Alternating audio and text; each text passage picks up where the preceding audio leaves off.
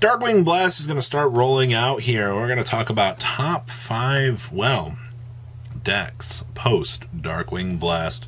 Maybe these might not line up, but they're definitely on the agenda. Make sure you guys smash the crap out of that subscribe button so you guys don't miss out on more awesome content. Number 1 on our list here is going to be Naturia, and you're like, really, Robbie? What are you doing? Why is Naturia on this list? Well, Naturia gets some very, very good cards. Now, maybe Naturia might not be good straight away. Maybe it'll take the Ishizu cards in November for this to step up here. Depends on how this deck ends up being built right away. But Naturia getting access to a monster that can bring out multiple monsters. The ability to have a, well, yeah, Mole Cricket gives you the ability to bring out 2 monsters, which lets you bring out one of the negates. You know Naturias have abilities let you tribute 2 cards to negate something. I bet you didn't know that. There's one for monsters, one for spells, and one for traps.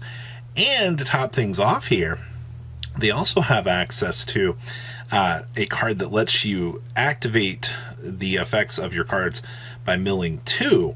So once per turn, if you would use the tribute effect to tribute 2 of your Naturia cards, bada bing, well, surprise, you get the chance to substitute that effect, which means, I got some good replacement cards here. Now, it's going to depend on how the meta shapes up. Once again, whether or not the Ishizu card is going to be needed for this. Are they going to take access to, the Druid monster, or, the Bysteel cards as well for the inclusion of this? But I do think overall that what you'll get out of that Naturia deck will definitely catch a lot of people off guard. It's just, I think the TCG is going to need time to kind of see what kind of variant that they want to go with and what kind of counterplay we will see develop out of this. So I have a lot of high hopes for Naturia being one of those cool, out of left field strategies that people are just going to be like, well, what's going on here?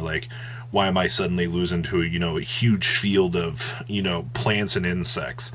Well, it happens. Next up is going to be Dragon Bysteel, or the evolution of Dragon Link. You've probably been sitting here like, Dragon Link has been gone for so long. The loss of Chaos Ruler, the loss of Halki Fibrax, send this deck back to the Stone Age for about 3 weeks. That's the joke here. We lost Bapega Ruler and some of the best cards that we could, but that doesn't mean that the deck is donezo. No, that just means that the deck needs to undergo an evolution, and that's where our Bysteel cards come into play here. We now have active hand traps to punish the opponent. We have much larger dragons now, trust me. You got level 6s that you can beam out for days. Alright, plus Big Daddy Lubellion giving you the ability to get access to those branded continuous cards. There's a lot to kind of unpack there. I do think that Dragon Link's evolution will take it from maybe a combo deck to more of a control deck. I know a lot of Dragon Link players are going to be going, me need to combo. If me not be able to go through full Dragon Link combo, my whole pile of deck need to be able to combo. I think that maybe whatever evolution the deck takes, maybe it'll go from Dragon Link to Dragon Control effectively in terms of name. I highly doubt that, but the Bysteel cards are enough to put Dragon Link, or some sort of variation of the deck, back into the format as something to be aware of. Alright, maybe it'll end up failing, and maybe I'm shooting a little bit too high here, but the TCG loves their dragon decks. Trust me, one thing that the TCG will not let go of is just, oh my gosh, we need to be able to play dragon something the deck, and it ends up, it never lets me down. They do not disappoint at the end of the day. Next up is going to be the Draco Slayer Pendulum deck. Now, interestingly enough, with the Draco Slayer deck, we do not have Electromite. I know Triff is crying somewhere out there. I feel kind of bad. I wish that we had gotten maybe Electromite back, but we might have put this deck a little bit too crazy in the power scaling. Because without Electromite, you can still make some pretty cool boards. Now, I am not a dedicated Pendulum expert. The concept of 13 negates eludes me as a control player. So the best thing that I know about Draco Slayer is it's a whole lot of heavy interactions, a whole lot of stepping through Dynamite, and Ignister Pendulum and all those other cards to end on an okay board. I think, don't quote me on this, I think I've seen 4 negates, a back row, and then, like, they've been through, like, Zealantis. Obviously, like, Zealantis is going to be one of your stepping stones for this deck.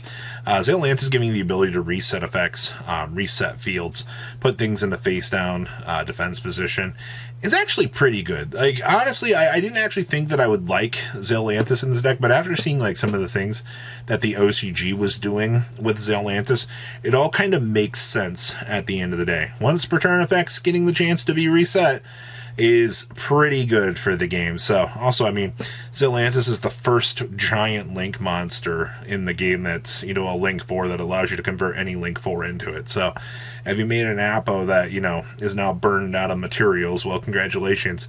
You now converted into a giant dragon. Yu-Gi-Oh's finest moments for 500. So, overall, massive combo deck inbound. I think it'll have some sort of representation across the player base. Will it be absolutely crazy? I think that you need to be aware of it. That's like more of your little niche interactions for that.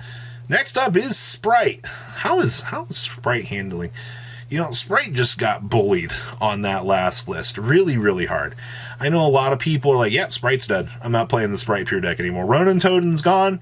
There's no point. Just sell the core. Well, Sprint is here to save the day. I think a lot of people forgot that Sprint is just an absolutely amazing card. Sprint gives you the ability to build the Abyss Angler, the Nimble Angler, which gives you the ability to put 2 more bodies onto the field. Did you know that Angler, or the ability to make Sprint to dump out an entire extra monster onto the field, is pretty solid? It also comes with, like, little discount extra effect to detach and exceed material to do something. You don't care about that too much. So overall, well, what's going on? Does Sprint save the deck? Sprint puts the deck more on the map. Anytime when you can add, like, a sub-extender into a deck, it usually ends up going. The problem here is Sprint is generic. You just need a, link to be able to do this. So this kind of adds into, the fire of all the rest of the metagame as per Yu-Gi-Oh! But I think Sprite will find that evolution that it needs to kind of claw itself back into the metagame. One thing I've learned about Yu-Gi-Oh! Is don't ever underestimate some of these decks. Because even if, people are like, oh my god, like the ban list sent it back to the Stone Age. I mean, Ronin Toten hurt, yeah, but like, people have been actively finding ways. And if not, like, you still have Sprite starters. You can still splash the engine so very easily. Like, that's one of the biggest things here is, like, Sprite is an incredibly easy engine just to stick into a deck and then go, oh yeah, like, this works itself out. Like, okay. At the end of the day, like, that kind of power and includability within, the sphere of the metagame is definitely something to be aware of. So, definitely not shocked about that. Best deck in the room is Tearlaments. Yay! Yay! Tear!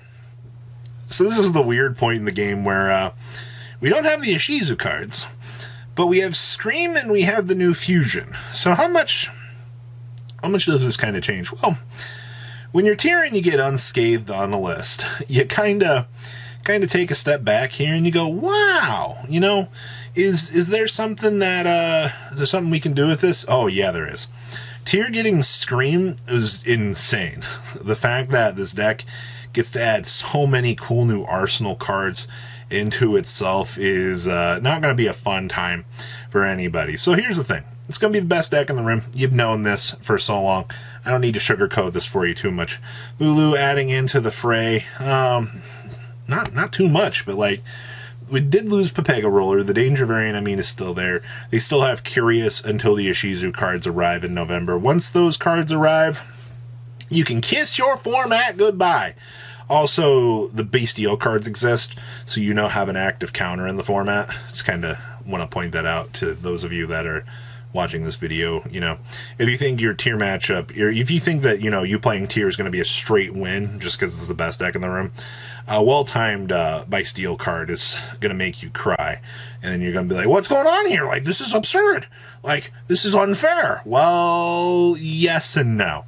It's your fault for not playing around the Magnamut. So, got to be better than that. So what do you guys think about these top 5 decks post Darkwing Blast? Please leave a comment about what you guys think, and I'll see your beautiful faces back here later in the day, guys. Peace out. Patrons, thank you.